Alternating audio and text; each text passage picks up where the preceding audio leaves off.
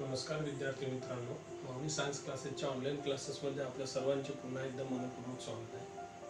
विद्यार्थी मित्रांनो, class 10th science 1 मध्ये आफ्टर चॅप्टर नंबर 7 लेन्सेस नावाचं स्टार्ट केलेलं आहे आणि या चॅप्टर मधला आता जो नेक्स्ट पॉईंट आपला त्याचं नाव आहे ह्युमन आय.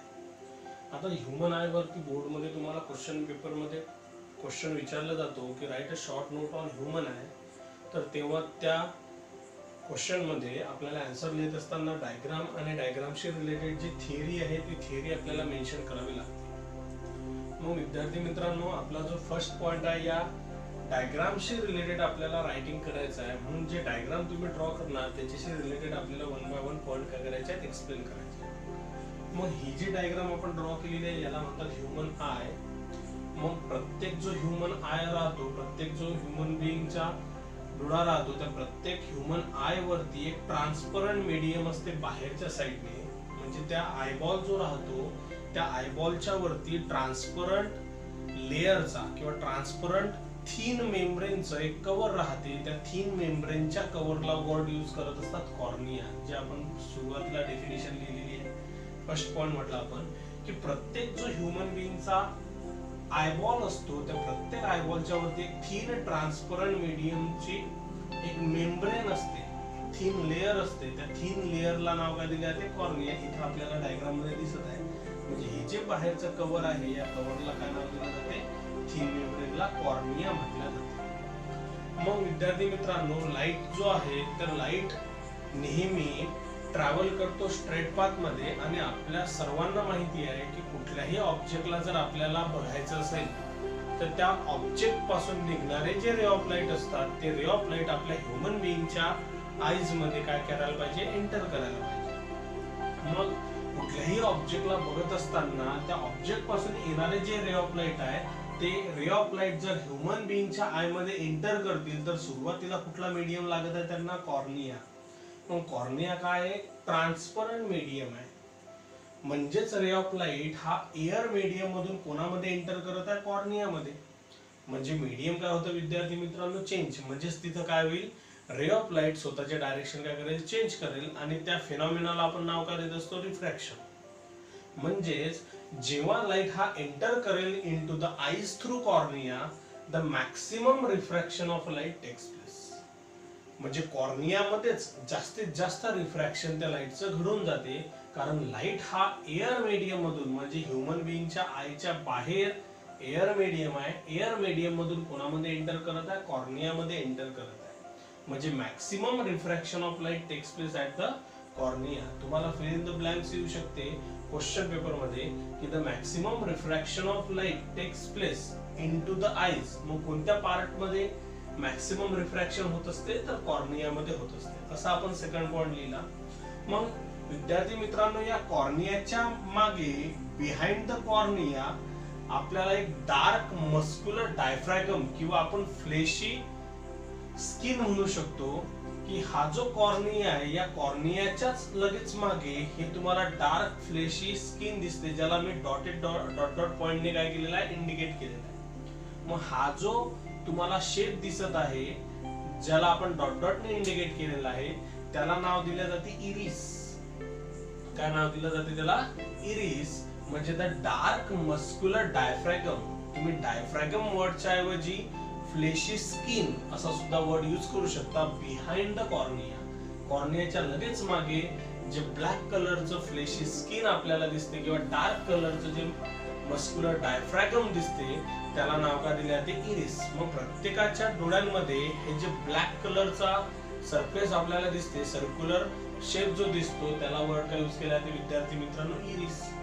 मग प्रत्येक ह्युमन बिईंगच्या डोळ्यामध्ये जर तुम्ही बघितलं तर प्रत्येक ह्युमन बिईंगच्या डोळ्यामध्ये हा जो ब्लॅक कलरचा सरफेस आपल्याला दिसतो, तर कोणाच्या डोळ्यांमध्ये तो ब्राऊन कलर असतो, कोणाच्या डोळ्यामध्ये ब्लूइश कलर असतो, कोणाचा डार्क ब्लॅक असतो, कोणाचा थोडासा लाईट ब्लूइश कलर राहतो, लाईट ब्राऊन कलर राहते. म्हणजे प्रत्येक ह्युमन बिईंगच्या डोळ्यामध्ये असणारा जी इरिस आहे ती इरिस प्रत्येकाचं कसं आहे विद्यार्थी मित्रांनो, डिफरंट राहते. म्हणून आपण नेक्स्ट पॉइंट काय लिहिला, the colour of the iris is different for the different person. प्रत्येक ह्युमन बिईंग साठी जे इरिस राहते ते इरिस कसं राहते डिफरंट, म्हणजे प्रत्येकाच्या डोळ्यामध्ये जो आयबॉल असतो त्या आयबॉलच्या सेंटरच्या जवळ असा डार्क कलरचा एक सर्क्युलर शेप असतो, त्याला वर्ड काय यूज केले जाते इरिस. पण प्रत्येकाच्या डोळ्यामध्ये हा इरिस वेगवेगळ्या कलरचा असतो, असं आपण 4th पॉइंट इथे मेन्शन केला. मग ह्युमन बिईंगला जर कोणत्याही ऑब्जेक्टला बघायचं असेल तर लाईट ह्युमन बिईंगच्या आयबॉल मध्ये काय करायला पाहिजे, एंटर.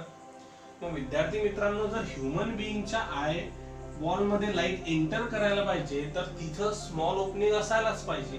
म्हणून हा जो इरिस राहतो त्या इरिसच्या सेंटर मध्ये जे स्मॉल ओपनिंग असते, ज्याला मी असं शेडेड पोर्शन इंडिकेट केलं बघा, या स्मॉल ओपनिंगला नाव का दिले जाते, प्युपिल. म्हणजे बघा मी पॉइंट लिहिलेला आहे, a small opening of variable diameter. Variable diameter म्हणजे according to available light outside. Human बिईंगच्या आयबॉलच्या बाहेर जसा लाईट अवेलेबल आहे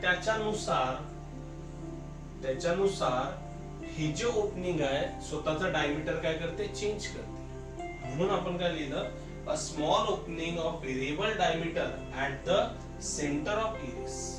इरिसच्या सेंटर मध्ये जे स्मॉल ओपनिंग असते लाईटला आतमध्ये एंटर करण्यासाठी, त्या स्मॉल ओपनिंगला वर्ड काय यूज करतात, प्युपिल. मग विद्यार्थी मित्रांनो, हे जे प्युपिल राहते ते व्हेरिएबल डायमीटरचं राहते, कारण ह्युमन बिईंगच्या आय मध्ये जो लाईट एंटर करत आहे, जेव्हा लाईट हा बाहेर खूप जास्त असेल तेव्हा आपले डोळे असे कॉन्ट्रॅक्ट होतात म्हणजेच काय, तर आपले डोळे स्वतःच्या जे साईज आहे प्युपिलची ते साईज काय करतात, स्मॉल करतात, जेणेकरून कमीत कमी लाईट आतमध्ये एंटर झाला पाहिजे. पण जर आपण अंधार असणाऱ्या रूम मध्ये जर गेलो किंवा जिथं अंधार आहे अशा लोकेशन वरती जर गेलो तर आपल्याला डोळे हे मोठे करावे लागतात, कारण की आपल्या डोळ्यामध्ये सफिशियंट लाईट एंटर करत नाही. याकरता आपलं प्युपिलचे जे डायमीटर आहे त्याची साईज वाढली पाहिजे, म्हणून आपण आपले डोळे मोठे करतो अंधार असणाऱ्या लोकेशन वरती. मग प्युपिलचं काम काय, की जेवढा रिक्वायर्ड आहे तेवढा लाईट आपल्या ह्युमन बिईंगच्या डोळ्यामध्ये काय झाला पाहिजे, एंटर झाला पाहिजे. असं काम कोणाचं असतं विद्यार्थी मित्रांनो, प्युपिलचं. म्हणजे प्युपिल आतमध्ये किती लाईट येऊ द्यायचा हे काय करते, कंट्रोल करते. म्हणून आपण प्युपिल बद्दल काय पॉइंट लिहिले बघा, अ स्मॉल ओपनिंग. इरिसच्या सेंटर मध्ये जे स्मॉल ओपनिंग असते लाईटला एंटर करण्यासाठी त्याला नाव काय देतात, प्युपिल. प्युपिल काय करतो, कंट्रोल करतो light enter into the eyes. म्हणून आपण पॉइंट लिहिला, pupil controls the amount of light enter into the eyes. मग प्युपिलचं फंक्शन आहे, प्युपिल कॉन्ट्रॅक्ट होतो म्हणजे साईज लहान करतो, डायमीटर आणखी लहान करतो जेव्हा बाहेर कसा आहे, व्हेरी मच लाईट. आणि प्युपिल काय करतो, डायलेट करतो म्हणजे स्वतःच्या प्युपिल डायमीटरला काय करतो, रिलॅक्स करतो म्हणजे मोठा करतो. कधी, जेव्हा इनसफिशियंट लाईट. बाहेर जर लाईट नसेल तर तो स्वतःची साईज काय करतो, वाढवतो. म्हणजेच विद्यार्थी मित्रांनो, प्युपिलचं काम आहे की लाईट आतमध्ये डोळ्यांमध्ये किती एंटर करायला पाहिजे याला काय करतो, तो कंट्रोल करतो. आता प्युपिलचं फंक्शनिंग झाल्यानंतर विद्यार्थी मित्रांनो, ही जी टेंडेन्सी असते प्युपिलची to adjust opening for the light entering into the eyes, या टेंडेन्सीला नाव दिलं जाते अडॅप्टेशन. हे जे प्युपिल स्वतःचा डायमीटरला कंट्रोल करतो according to light outside the human eyes, त्या लाईटच्या नुसार जे ऍडजस्टमेंट करतो तो डायमीटर मध्ये, त्या ऍडजस्टमेंटलाच नाव का देत असतात, अडॅप्टेशन. मग यानंतर विद्यार्थी मित्रांनो, हा जो प्युपिल राहतो या प्युपिलच्या जस्ट बिहाइंड एक क्रिस्टलाइन बायकॉन्व्हेक्स लेन्स असते. ते क्रिस्टलाइन बायकॉन्व्हेक्स लेन्स लाईटला बरोबर कोणावरती फोकस करतो, तर ही जी स्किन आहे याला काय नाव दिले जाते, रेटिना. मग रेटिना जे असते विद्यार्थी मित्रांनो, रेटिना बनलेली राहते लाईट सेन्सिटिव्ह सेल्स पासून. म्हणजे इथं सर्वच्या सर्व काय असतील, लाईट सेन्सिटिव्ह सेल्स असतील. जेव्हा प्युपिल मधून एंटर करणारा लाईट या लाईट सेन्सिटिव्ह सेल वरती एंटर करतो, लक्ष द्या व्यवस्थित. सपोज या प्युपिल मधून लाईट का झाला, एंटर झाला कोणाच्या वरती, रेटिना वरती, तेव्हा ह्या ज्या रेटिना असते, रेटिना बनलेली राहते लाईट सेन्सिटिव्ह सेल्स पासून. आणि ह्या लाईट सेन्सिटिव्ह सेल या लाईटला कन्वर्ट करतात, ऍक्टिव्हेट होतात आणि ऍक्टिव्हेट झाल्या की लाईटला कन्वर्ट करतात इलेक्ट्रिकल सिग्नल करून. मग इलेक्ट्रिकल सिग्नल मध्ये कन्वर्ट केलं की ते इलेक्ट्रिकल सिग्नल ऑप्टिक नर्व्स मधून ट्रॅव्हल केले जातात कोणापर्यंत? ब्रेन पर्यंत. आणि ब्रेन मध्ये इमेज क्रिएट होते की आपल्या डोळ्यासमोर कोण उभा आहे किंवा कुठल्या ऑब्जेक्टच्या समोर आपण उभे आहे. मग ह्या ऑप्टिक नर्व्स कॅरी करतात electrical signal from the retina to the brain. आणि रेटिना कोणापासून बनलेले असतात? लाईट सेन्सिटिव्ह सेल पासून बनलेले असतात. ह्या लाईट सेन्सिटिव्ह